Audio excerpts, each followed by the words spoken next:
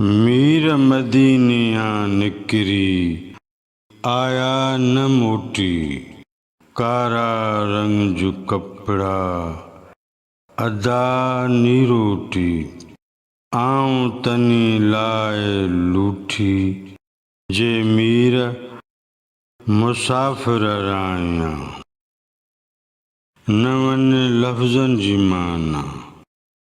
मीर हिन बैत मूजिबि लफ़्ज़ मीर जी माना थींदी इमाम, शाह या शहज़ादा। मदीनिया माना मदीने मां या मदीने खां। रंगज माना रंगु कर।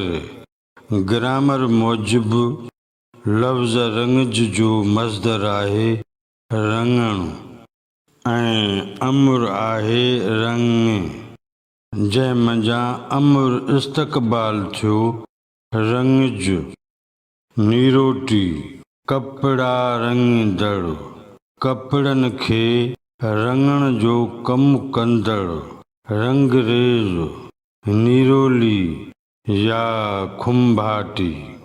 लूठी माना मुई या जली। राया माना रंग जी रेटो थिया।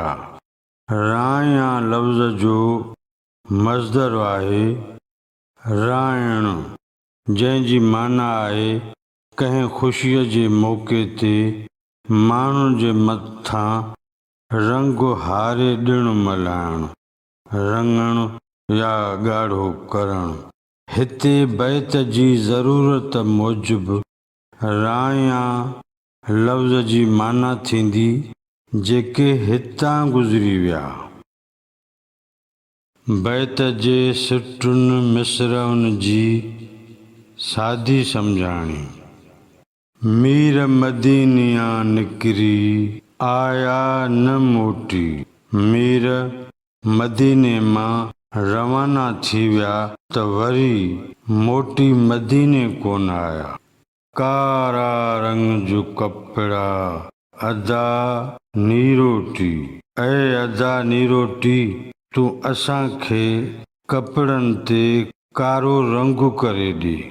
आऊं तनी लाइ लूठी, जे मीर मुसाफ़िर राया। आऊं उन्हनि जे लाइ मुठी आहियां जेके मुसाफ़िर हितां रवाना थी विया आहिनि। बैत जो मजमूई मतिलबु ऐं मफ़हूम। जेके हलिया वेंदा हुआ ऐं वरी मोटी न ईंदा हुआ, उन्हनि खे विछोड़े जी रीतुनि, रस्मुनि ऐं रिवाजनि में यादि रखियो वेंदो हो।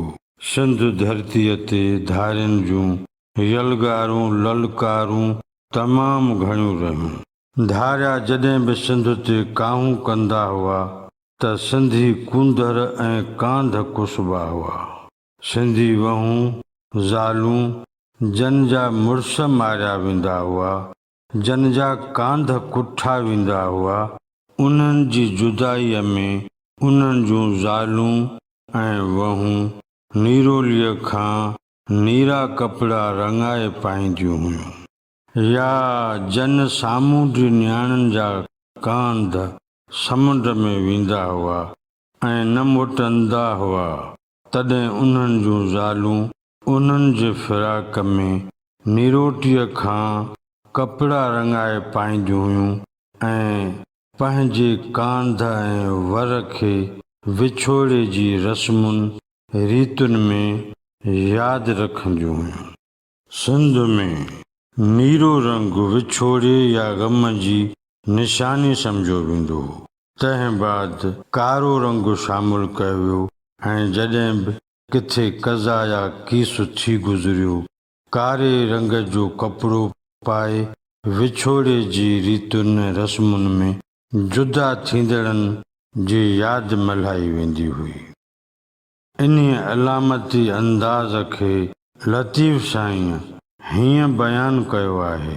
मीर मदीनिया निकिरी आया न मोटी, कारा रंग जो कपिड़ा अदा नीरोटी आऊं तनी लाए लूठी जे मीर मुसाफ़िर राया।